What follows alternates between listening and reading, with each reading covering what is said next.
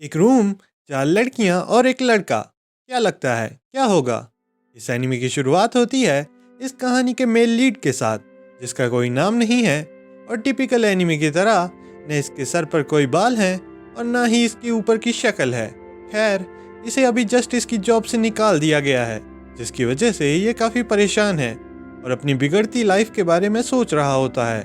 और जब ये स्टेयर्स पर चढ़ने लगता है तो इसकी नज़र इसके सामने चल रही 4 लड़कियों पर पड़ती है। और सच कहूँ तो ये व्यू बिल्कुल परफेक्ट है। वो लड़कियां एक दूसरे से अपने रूम के रेंट के बारे में बातें कर रही होती हैं कि कैसे उनके पास पैसे नहीं हैं, जिसकी वजह से उन्हें अपना रूम खाली करना होगा। हमारी कहानी का प्रोटैगनिस्ट इस व्यू को अच्छे से एंजॉय करता है, पर पकड़े जाने के डर से वो वहां से जाने की कोशिश करता है। पर उन लड़कियों में से एक लड़की उसे देख लेती है और फिर वो चारों लड़कियां उसे पकड़ लेती हैं और एक कोने में ले जाकर उससे कुछ डीप टॉक करती हैं। वो लड़कियां उससे कुछ पैसे निकालने की कोशिश करती हैं, पर ये तो खुद ही गरीब है। तो जब उन लड़कियों को उससे कुछ नहीं मिलता है तो वो उसके सीक्रेट वेपन को यूज़ करने लग जाती हैं। और जब वो चारों हमारे प्रोटैगनिस्ट को परेशान कर रही होती हैं तो वो कहती हैं कि मिस्टर, क्यों ना हम आपके साथ आपके घर में रहें। और इसी के साथ वो चारों लड़कियां उसके घर में आ जाती हैं और खाना खाते समय वो चारों खुद को इंट्रोड्यूस करती हैं। पिंक हेयर वाली का नाम नात्सुकी, वाइट हेयर वाली का नाम लीलिया, येलो रेड हेयर वाली का नाम आयाने और येलो हेयर वाली का नाम रेना।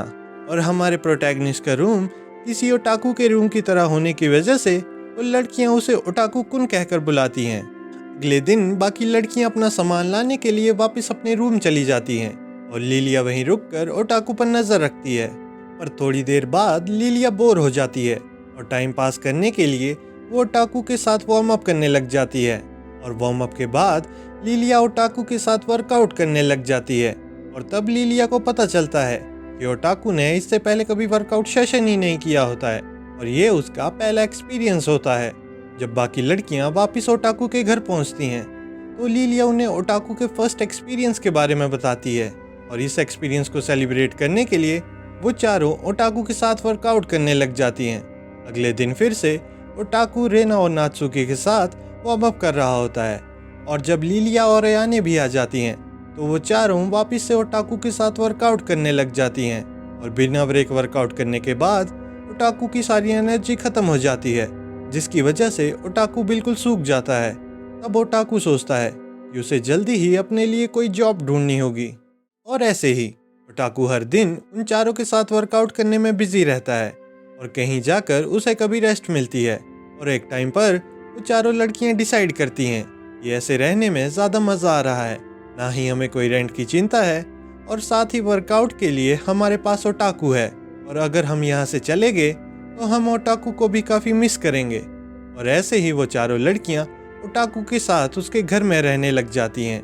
अगले दिन अयाने और रेना ओटाकू के सीक्रेट वेपन के साथ अपने बिग एसेट्स का बैटल करवा रही होती हैं। और ये बैटल ओटाकू के लिए काफ़ी इंटेंस होता है, जिसकी वजह से ओटाकू खुद को और कंट्रोल नहीं कर पाता है और इस बैटल को हार जाता है। तभी वहाँ पर नात्सुकी आ जाती है, जिसे बिग एसेट्स बैटल क्वीन माना जाता है। और इस मौके को देखते हुए नात्सुकी ओटाकू के सीक्रेट वेपन के साथ अपने बिग एसेट्स का बैटल शुरू कर देती है। और हर बार की तरह ओटाकू इस बैटल में भी हार जाता है। अब रात को वो चारों लड़कियां टीवी देख रही होती हैं, जिसमें वो सब ओटाकू की फेवरेट क्लिप्स देख रही होती हैं, जिसे देखकर ओटाकू अपना स्ट्रेस दूर करता है। इन क्लिप्स को देखने के बाद अयाने तब ओटाकू को टीज करने लग जाती है और ओटाकू को डंजन एक्सप्लोरेशन के लिए इनवाइट करती है। जब ओटाकू अयाने के साथ डंजन एक्सप्लोरेशन कर रहा होता है तो बाकी सब लड़कियां उसकी डंजन एक्सप्लोरेशन में मदद कर रही होती हैं। और फिर वो सब लड़कियां बारी बारी से ओटाकू के साथ डंजन एक्सप्लोरेशन करने लग जाती हैं। अगली सुबह ओटाकू जब बाथरूम में फ्रेश होने जाता है तो वहाँ पर पहले से ही नात्सुकी प्रेजेंट होती है। और इस बढ़िया मोमेंट को देखते हुए वो दोनों बाथरूम में ही वर्कआउट करने लग जाते हैं। नात्सुकी को तब थोड़े प्रोटीन की ज़रूरत होती है, इसकी वजह से ओटाकू अपना कुछ प्रोटीन नात्सुकी के साथ शेयर करता है। वर्कआउट करने के बाद नात्सुकी और ओटाकू जब वापस रूम में आते हैं तो तब नात्सुकी बाकी सबको ओटाकू के हाई क्वालिटी प्रोटीन के बारे में बताती है, जिसकी वजह से उन्हें भी ओटाकू का प्रोटीन टेस्ट करने का मन होता है। और फिर बारी बारी से ओटाकू उन सभी को अपने प्रोटीन का डोज देता है। सबको प्रोटीन का डोज देने के बाद ओटाकू काफ़ी थक जाता है और उन चारों लड़कियों का मन अभी भरा नहीं होता है, जिसकी वजह से वो सब ओटाकू का प्रोटीन एक दूसरे के साथ शेयर करने लग जाती हैं। वर्कआउट के बाद जब वो सब आराम कर रहे होते हैं तो तब लिलिया को उसकी पे मिल जाती है और फिर वो चारों लड़कियां ओटाकू के रूम से जाने लगती हैं। और जाने से पहले वो लड़कियां ओटाकू को उन्हें 2 वीक्स तक झेलने के लिए थैंक यू बोलती हैं और जाते जाते वो ओटाकू से कहती हैं कि हम दोबारा फिर वर्कआउट के लिए ज़रूर आएंगी, तो इसलिए आपके पास भले ही जॉब हो ना हो पर आपके पास एक घर ज़रूर होना चाहिए। क्या पता आपको भी कभी ऐसा मौका मिल जाए।